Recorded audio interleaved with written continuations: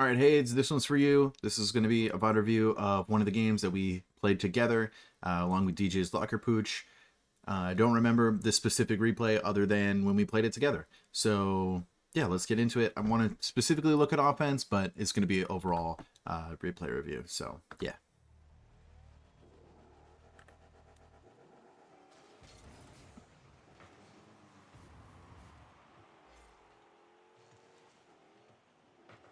Rocking the antenna. Okay. So let's look at these overall rotation because you're just a little awkward here. Now this is 3v3, so let's keep that in mind. So you go here, you try to push out on this ball. It doesn't happen. You immediately rotate to net. You need to know that you have a teammate behind you, aka DJ's Locker Coach. Look at this. Boom, you just cut him off so hard. It would have been so much better if you just rotated out, grab these pads, maybe go over this boost just in case it spawns, rotate out wide, and then DJ's Locker Pooch could go for this. He has a way better angle rather than you doing whatever this is.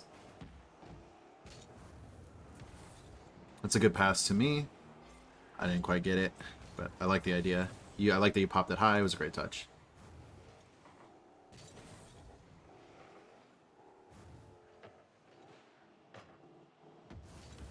Nice. A little tip for this. I mean, this requires a good wall read. Ideally, you can get on the left side of the ball, flip to the right to try to push it towards the corner. That way you can get the boost and take it up the wall. And when you 50 at midfield, like, it's just a lot scarier. Luckily, I was there to like block a shot or anything, but that's why you want to try to 50 it the other way. But just good that you got the save first and foremost. I would have loved to see you push up with this. So we clear it. You should be flipping, going downfield. I want you just to like be playing over here. Like, look at all this open space. You just play space, play positioning, just play option coverage. There's a chance that a ball gets thrown over here, which it does. We just saw that. I'd love for you to just take up this space and cover up their options. Because this guy's clearing to the side, boom, you could have been up the wall, and you could have like been shooting that and stuff. I mean, maybe someone would have stayed back in net if you were there, but now you're too far away to do anything. So if you're watching from your perspective where you were, you're just too far back to get to this ball in time, and they were able to get there first, which is why you kind of got faked. You're just never getting to that ball. I know you like to go for the high plays, though, so whatever. Good back post rotation. Boom. Huge. Good 50. I think you could have taken this 50 better. Whenever you have the ball rolling with you and you want to take a good 50, slow down, match the speed of the ball, and just jump behind it. Because they're going to have to 50 it into you, and then you'll dunk it over them. If they don't do that, then you're just matching the speed of the ball, so you're not even going to hit it, and you can jump again afterwards. Or you can jump and then flip if they're trying to like wait for you to land. But that works out great. Good idea on that demo. You maybe could have gone for a boost steal as well, but whatever. It works. Nice. They're bumping each other. I think you saw that and tried to get it past them. That's fine. Surprised they got to that, actually. Okay. I want to look at how you rotate back post. So this is really like deep into net back post. Like, look where your car is. You're pointing into net already. Sometimes when you're back post, you can be like here, because that way you can cover an infield pass, like kind of exactly what happens right here. Where when you're here, you can really only cover a shot that's coming from post. And right now there's no shot that's coming from post, so you don't really need to worry about that. So I think instead of just driving right here, I would have loved for you to swing out wide and turn like this way. Because then once this touch happens and you see that your teammate's on the backboard, if they're not immediately jumping, then this is going to be your responsibility to go for. And it'd be a little bit easier to go for if you're already out more rather than having to turn around and then go forward. Because then you get faked a little bit like that. So I don't know if it would have made too much of a difference in this particular situation, but just know that instead of being pointing at the back post, which is also probably why you clip this back post all the time, it's okay to be like here. Or sometimes even here.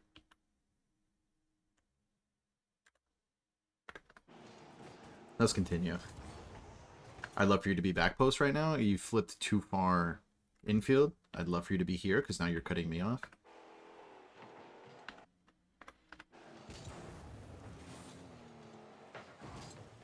Good recovery. Love that.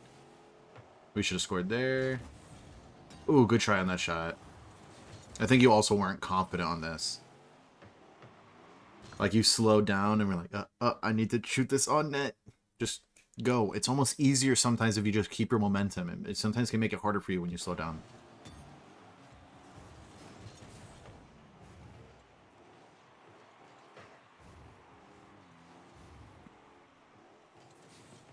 This is really good second, actually. Boom, and you forced that to me. That was great. Good try on that. I want to talk about why this is great, actually, instead of just saying it was great. You're doing the thing that I had mentioned to you before, where you're kind of just like being a shark waiting for your opportunity to strike. So you're playing really slow, you're matching the speed of the ball, you're kind of zigzagging back and forth, reading what the options are. At first, you were playing best case scenario, just in case DJ's got a pass through. Then you saw he slowed down and he's not going to get that pass through. So you're like, odds are he's probably going to get blocked and it's going to wrap back around. You're recognizing that, which is awesome. And you're playing that through. You see that the 50 didn't happen, so you don't need to cover up the wall. So now you go forward, and you know that you can force. You know that you're second man. You know that I'm behind you. So if they flick it over you, that's a pass to me. Perfect. And boom, I was there. I could have been a little bit closer, but I mean, it worked out great.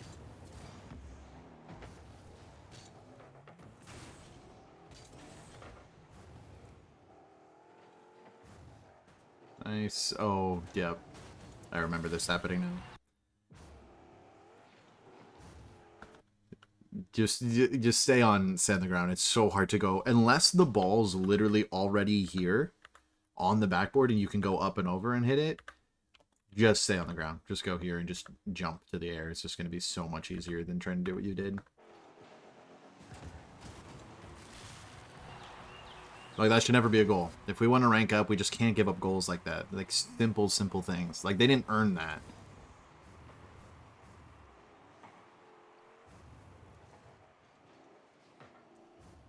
Good patience, good patience. You're just waiting.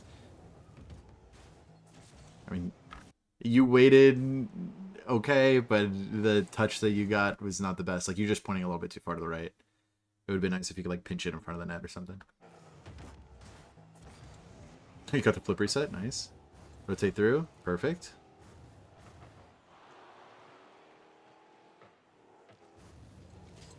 You have to jump sooner on that. I think it's fine that you turn on that. You just have to jump like now. You have to get high because they're probably going to try to put it over you if they get there first. It's super risky because whoever, if he gets this over you, they score. If you dunk him and he's trying to shoot it, then you score. You dunk him in the net because I don't think Gas Mask gets to that. So you just want to play dunk right here. If he does go underneath, it's probably going to be slower and then DJ can get back. Or you could just not go. But I think it's fine that you win for this in the split second of the game. I might have too. You just have to jump right away.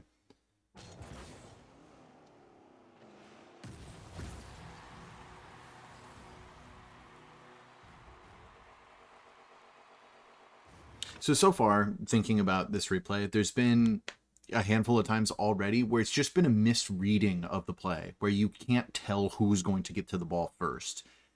That's a near impossible thing to coach. You just have to make that your focus point when you're playing and try to always be looking for whether you're going to get to the ball first or not and just be intentional about it. Good kickoff. I think that was a speed flip. It was a good enough speed flip.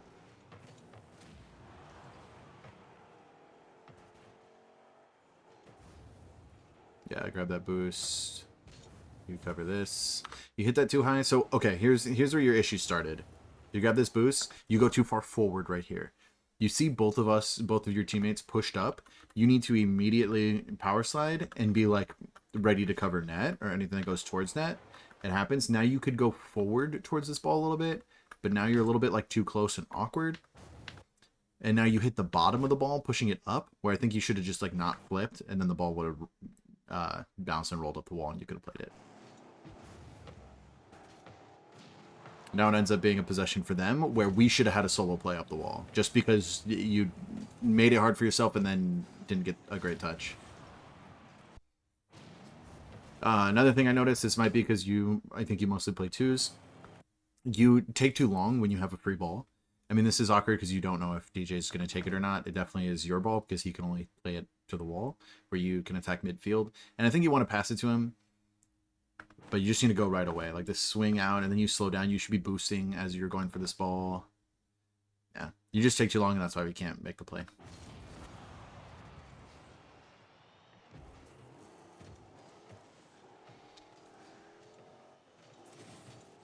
We should have had a goal there. He should have just shot it. This is really scary to go for. Both of us are pushed up. I mean, DJ Slackerpooch is kind of getting back. He has no boost. He has a decent recovery, but he's kind of in that in between whether he's going to be ready to make a save or not. I always like to play it safe, where if we're in this position, unless I know for a fact I can get the 50, which honestly, maybe you can get the 50 if you just play it right, but it's a little bit of a misread of the situation. Not the situation, just the specific play. But you could also just wait, because what's he going to do with this ball? He's either going to pinch it downfield, and it's just going to be our possession, or he's going to slightly hit it off the wall, and then Stavo's going to pick it up. So you can play to 50 with Stavo instead, because this guy's already making his play. He has no more options.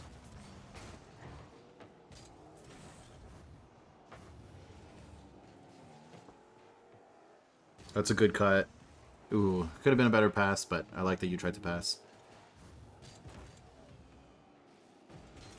Nice, you ignored the ball because you didn't have a play on it. You just got the boost and bump. That was wonderful.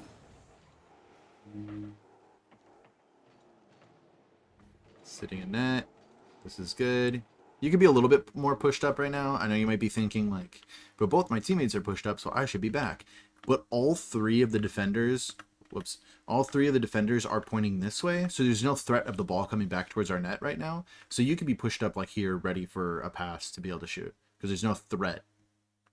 There's no option of that, of a clear happening that you need to cover. Now, once the ball gets closer to the net, then maybe you can turn around.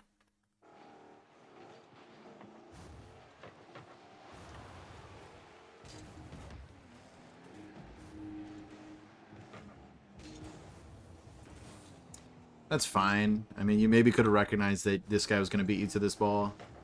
Maybe not, actually. That's a crazy that he got a recovery on the wall. It didn't look like he was going to land cleanly on the wall.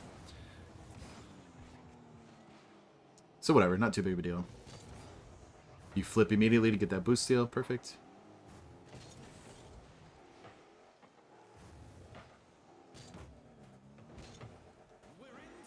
To avoid your car like recoiling like this, what you can do is like a jump. You want to make sure that your car is like above the top of the ball, so you'll hit a roller. You like jump and then like side flip into it or something, so it's like a soft, like just straight roller towards the sidewall. Because when you flip, you'll like go through the ball and your car won't recoil like that. Or you can try to catch it on the ground, which is a little bit more risky and hard to do. I think if you just like side flip into that, straight roller up the wall, that'll be a lot better. Good recovery though to make it back.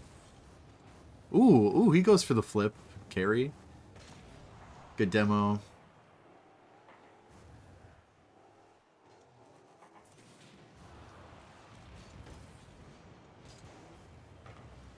Yeah, that's tough.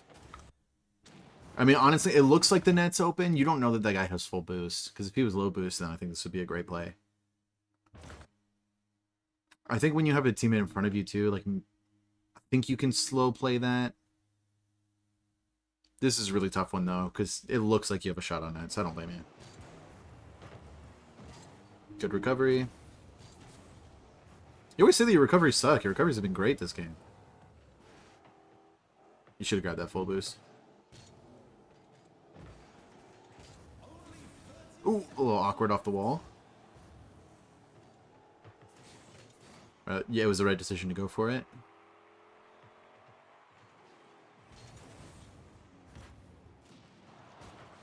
Good try on that. So I want to look at how you air rolled here. You hit the ball. No need to do this extra spin. This is a bad habit that every champ player has, and they need to stop doing immediately. Why do you do that? Why do you flip upside down? You already made contact with the ball. You don't need to flip to the ball. You can maybe do a slight like little doop to hit the ball, but then just go back the other way. Like, we'll watch it one more time. And I know you're not consciously thinking about this, which is why you need to stop doing it. It's fine to do that air roll. At this point, you can stop air rolling and air roll back the other way to just land flat. You're basically already flat. Why would you do a full spin around to land here? It doesn't make a difference right now, but it's a bad habit that you need to break to just get more overall control of your car, because it might matter in other situations.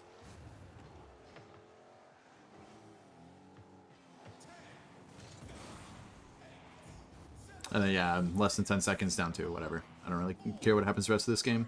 Actually, never mind.